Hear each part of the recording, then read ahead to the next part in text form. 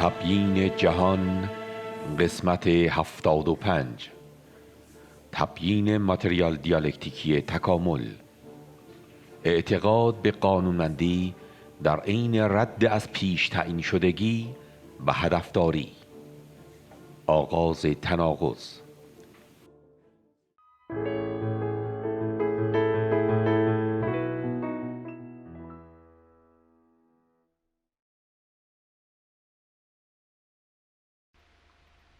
پس آغاز تناقض. چرا این موضع گیری متناقضه؟ به چه دلیل؟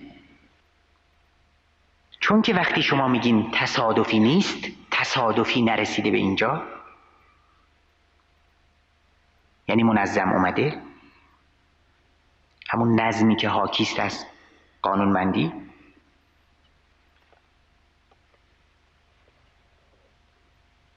قانونمندی به معنای پیشبینیه، یعنی به معنای امکان پیشبینی دادن،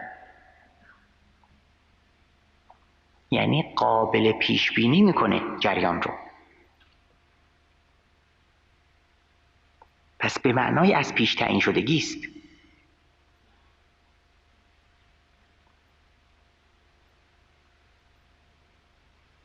بارها مثال زدیم. چه آب وقتی میگیم در 100 درجه میجوشه قانون، یا چه اینکه سنگ در امتداد قائم در سقوط آزاد فرود میاد روی زمین، یعنی میتونیم پیش بینی بکنیم در چه درجه آب خواهد جوشید و سنگ در کدام نقطه خواهد افتاد. نتیجتاً توی بحث خودمون یعنی اینکه از پیش میشد، حالا ما نبودیم ولی میشد یا مقرر بود، دقیق ترین کلمه اینو بگیم، تعیین شده بود از پیش که قراره چی بیاد بیرون. ولی حالا صبر کنیم، اول بحثمون یه بار فرموله بکنیم تا اینجا که رسیدیم.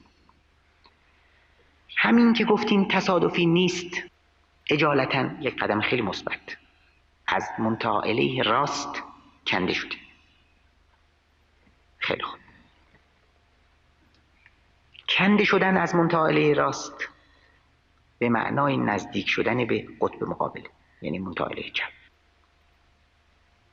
پس حالا بحث اینجا باشه. با توجه به مثال هایی که در مورد معنای قانونمند بودن به مثابه قابل پیش بینی بودن زدیم، همین که شما گفتین تصادفی نیست یعنی نزدیک میشین به این مطلب که توی ابر هیدروژنی اولیه هم به فرض قابل پیش بینی بود یا معین شده بود که چه چیزهایی در راه هستند.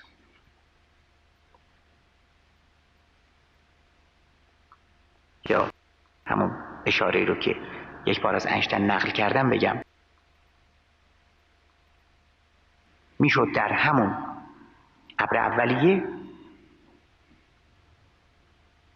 دید اینشتین رو که میلیاردها سال بعد نشسته و در حال پیپ کشیدنش است.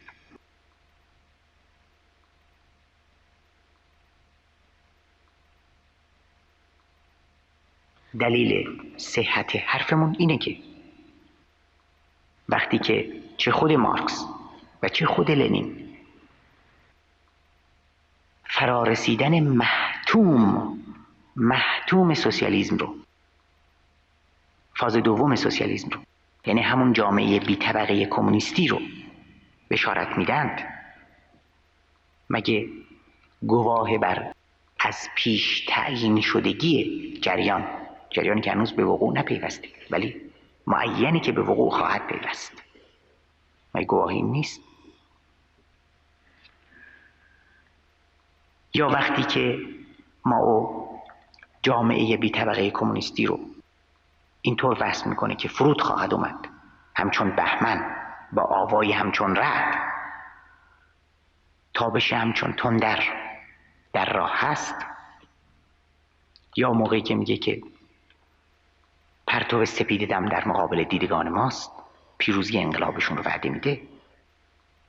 آیا دلالت نمیکنه بر از پیش تعیین شدگی که اون حالا داره پیش بینی میکنه؟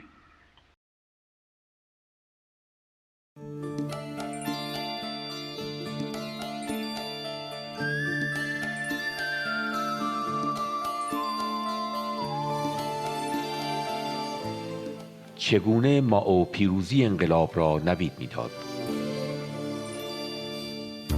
دهه‌های آغازین سده 20 میلادی امواج دریای متلاطم رخدادها پیاپی بر کشتی زمان میکوبید. جنگ‌ها، کشمکش‌ها، انقلاب‌ها، دگرگونی‌ها. انقلاب چین یکی از رخدادهای طولانی نیمه نخست سده 20 بود. انقلابی به پیشتازی حزب کمونیست چین به رهبری مائو تسه بر ضد دیکتاتوری وابسته چیانگ کای چک. مبارزه‌ای طولانی که سالها برگ‌های کتاب تاریخ را ورق زد و فراز و نشیب‌هایش داستان تلاطم انقلاب را در صفحات این کتاب نگاشت. مائو درباره مبارزه با دیکتاتوری چیانگ کای چک می‌گوید: بدیهی است با چنین حکومتی باید مبارزه کرد و نظام وطن فروش را باید سرنگون کرد. هدف این انقلاب چیست؟ هدف آن عبارت است از سرنگون ساختن دشمن و استقرار جمهوری دموکراتیک خلق. یکی از فرازهای انقلاب چین راهپیمایی بزرگ بود. در سال 1934 تجمع نیروهای انقلابی که در چارچوب تشکیلات حزب کمونیست چین در حال مبارزه بودند در جنوب کشور قرار داشت. منطقه‌ای که از نظر جغرافیایی و شرایط دیگر نیروهای حزب را زیر حملات پیاپی و مؤثر دشمن قرار می‌داد. از این رو مائو و کادر رهبری حزب خط مشی مرحله حزب را حفظ نیرو و تشکیلات حزب کمونیست مشخص کردند.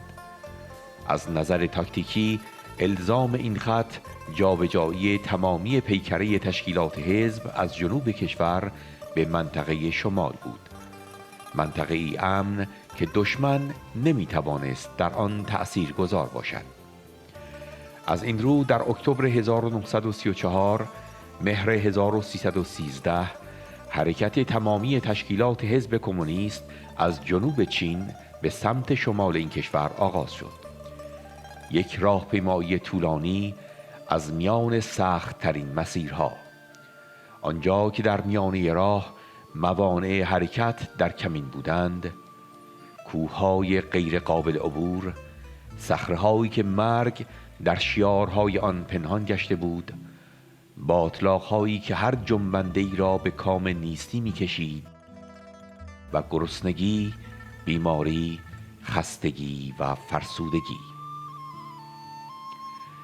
نیروهای انقلاب و اعضای حزب کمونیست در حالی باید از این موانع عبور می‌کردند که دشمن از زمین و آسمان پیاپی بر آنها می‌تاخت.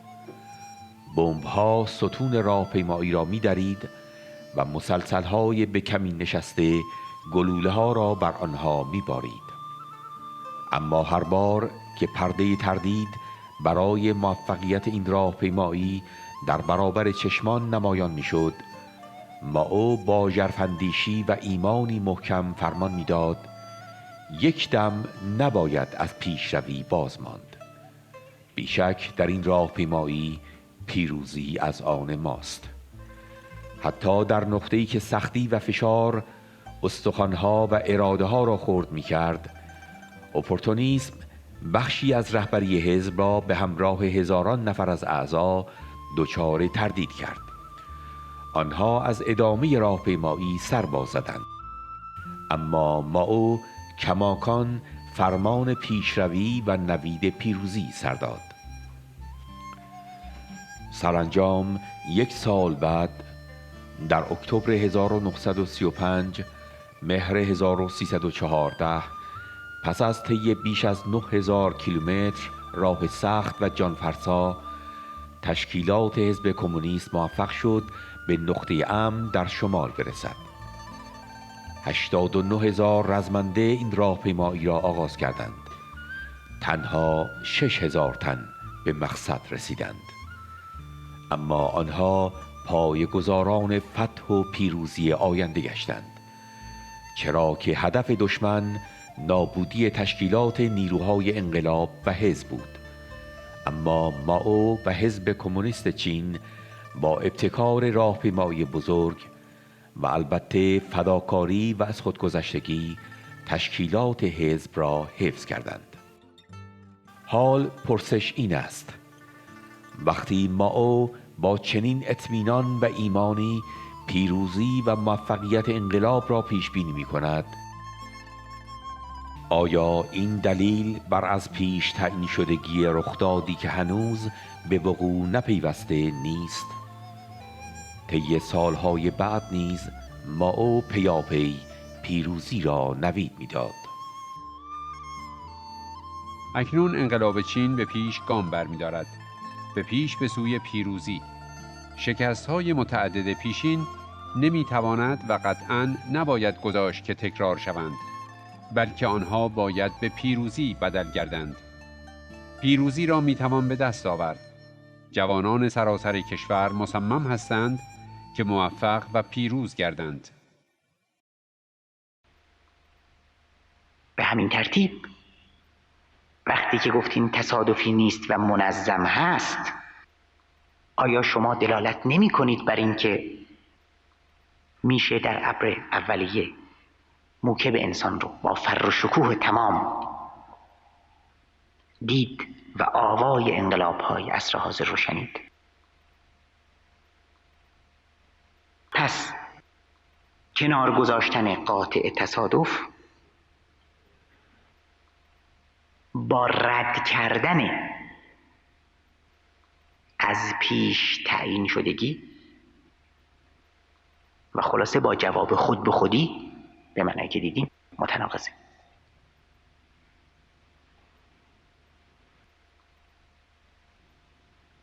راستی آخه چطور میشه بگیم که قدم زن ما در اینجا به تصادف نیامده، از سر تصادف به اینجا نیامده و از سر تصادف به اینجا نرسیده، ولی بعداً بگیم که اینجا خود به خود پیدا شده؟ پس آیا تبیین خود به خودی با تعیین شدگی با ضد تصادف متناقض نیست؟ مکانیستا رو که دیدیم اومدن با پذیرش تصادف خودشون رو از شر ضرورت و تمام ملزومات بعدیش از پیش تعیین شدگی، جهتداری، هدفداری، مضمونداری و الی آخر راحت کردند. ولی ماتریالیستای دیالکتیک در نقطه مقابل اونها نظم رو در عین رد جهتداری پذیرفتند، ولی به اعتقاد ما دچار تناقض شدن. برای چی؟ برای اینکه نظم، پذیرش نظم یعنی وارد شدن توی جاده‌ای که ته خطش به از پیش تعیین شدگی میرسه، مطابق چیزایی که گفتم. برای اینکه نظم هر روز بیشتر در جریان تکامل بارز میشه، در هر مقطعی خیلی فروزانتر و بارزتر از مراحل قبلی. مثلا در مقطع ویژه حیات و دنیای جانداران رو در نظر بگیریم.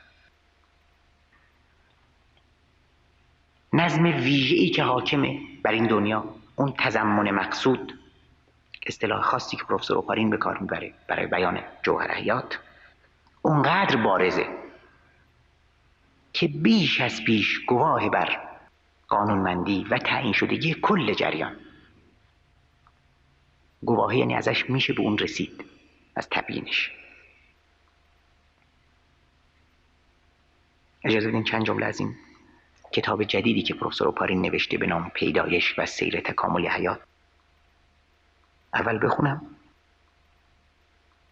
برای اینکه بعدش بپرسیم که این واقعیت ها از نظر فلسفی چطوری تبیین میشه. یعنی بپرسیم در چه کادری قابل تبیین هست.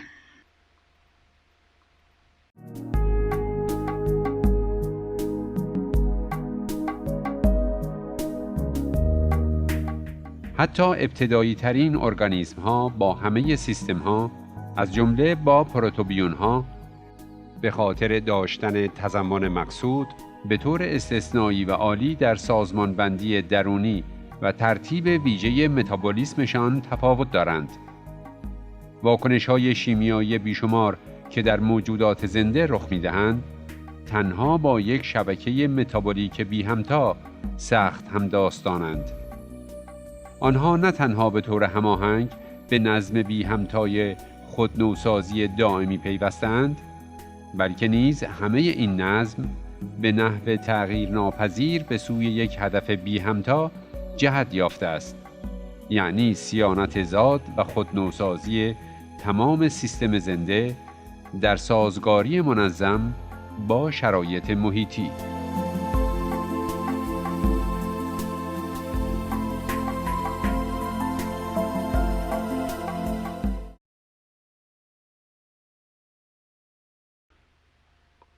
نه تنها به طور هماهنگ به نظم بی همتای خودنوسازی دائمی پیوستند، بلکه نیز همه این نظم به نحو تغییر ناپذیر به سوی یک هدف بی همتا جهت یافته است: صیانت ذات و خودنوسازی تمام سیستم زنده در سازگاری منظم با شرایط محیطی. گفتم برای این خوندیم که بپرسیم این واقعیت که میبینیم، این رفتن به سوی یک هدف بی همتا که حالا توی بدن، توی ارگانیسم، توی موجود زنده صیانت ذاتش هست و الاخر، این چطوری تبیین میشه وقتی تعمیمش بدیم به همه مراحل تکاملی. این رو میخوام بگم که در جریان تکامل هرچی جلوتر میریم، هرچی پیشتر میریم، بیشتر روشن میشه که در هیچ کجا، نه در جزء نه در کل، از بی‌نظمی و از هرج و مرج خبری نیست و همه چیز گواه بر یک نظم، گواه بر یک برنامه‌ریزی دقیق.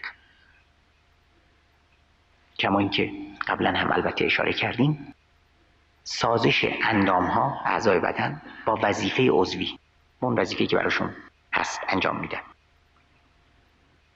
همون تضمن مقصود باز اسمش رو بگذاریم، اونقدر بارزه که پروفسور اوپارین برای تشریحش واژه‌ای رو به کار میبره، همین تضمن مقصود، که تداعی میکنه نوعی مقصد و مقصود رو که گویی مقصدی در کار بوده، نوعی غرض و نقشه رو از پیش.